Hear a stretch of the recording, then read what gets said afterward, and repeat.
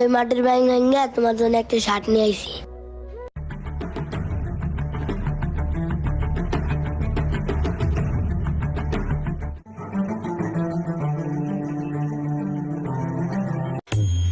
কাকু, আমি যে সেদিন আমার আব্বুর সাথে এসে একটা শার্ট নিলাম না, আমার আব্বুর সাইজের একটা শার্ট দেন। তুমি শার্ট নিতে এসো, টাকা নিয়েছো? আনছি।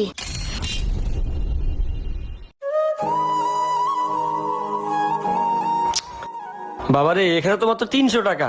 300 টাকা তো কোনো শার্ট হয় না। আচ্ছা দাঁড়াও, দেখি তোমার একটা শার্ট দেওয়া যায় কিনা।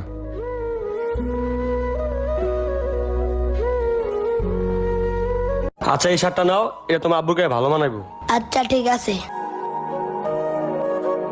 আমি তোমারে 1-2 করে টাকা দিচ্ছি, ব্যাংকে রাখছো, মজা খেতে বাবা।